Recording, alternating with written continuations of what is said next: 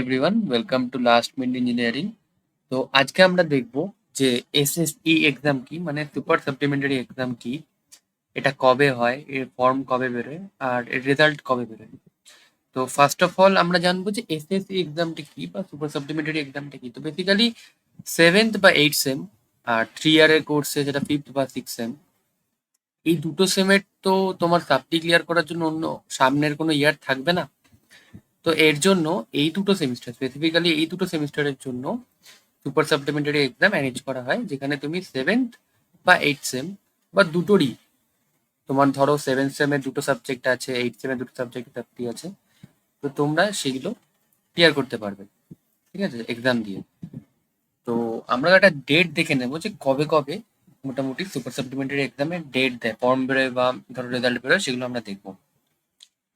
তো 2024 সালে, ঠিক আছে, 16ই আগস্ট ফর্ম বেরিয়েছিল, নোটিশ বেরিয়েছিল সুপার সাপ্লিমেন্টারি এক্সামের।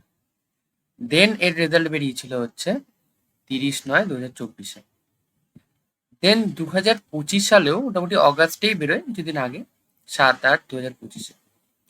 দেন এর রেজাল্ট বেরোয় হচ্ছে 18/9/2025। মানে ধরে নাও তোমাদের জুলাইতে যদি এক্সাম শেষ হয়, ধরো আগস্টের মধ্যে তোমাদের সুপার সাপ্লিমেন্টারি এক্সামের নোটিশ বেরিয়ে যাবে, এক্সামও হয়ে যাবে, আর ধরে নাও সেপ্টেম্বরের মধ্যে তোমরা রেজাল্টও পেয়ে যাবে, মোটামুটি পুজোর আগের মধ্যে তোমরা রেজাল্ট পেয়ে যাবে।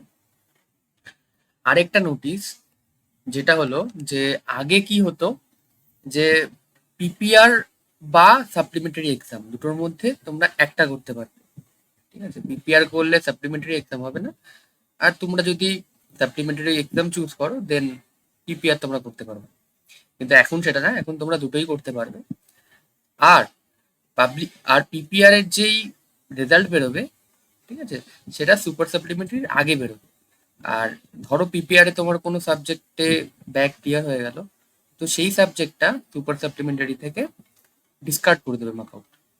তো ওটা নিয়ে তোমাদের কোনো চিন্তা করার দরকার নেই যে কিভাবে কি হবে, মানে কিভাবে আমরা এক্সামটা আবার দেব, বা যে যে এক্সামে আমাদের মানে ব্যাক এসছে বা সেগুলো যেগুলো ক্লিয়ার হয়ে গেছে সেগুলো কি আবার আমাদের দিতে হবে।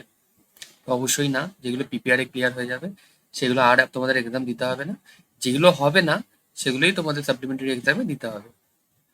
আর বেসিক্যালি আরেকটা কথা যেটা হচ্ছে যে 2026-এর যে ইভেন্ট সেমিস্টারটা হলো সেটার রেজাল্ট কবে বেরোবে। তো আমাদের যা মনে হচ্ছে যে যেহেতু সুপার সাপ্লিমেন্টারি এক্সাম অগস্টের মধ্যে করাতে হয় আর মোটামুটি সেপ্টেম্বরের মধ্যে রেজাল্ট বার করে দেয়, তো ধরে নাও এই জুলাইয়ের এন্ড উইক বা অগস্টের মধ্যে তোমাদের রেজাল্টটা বেরিয়ে যাবে।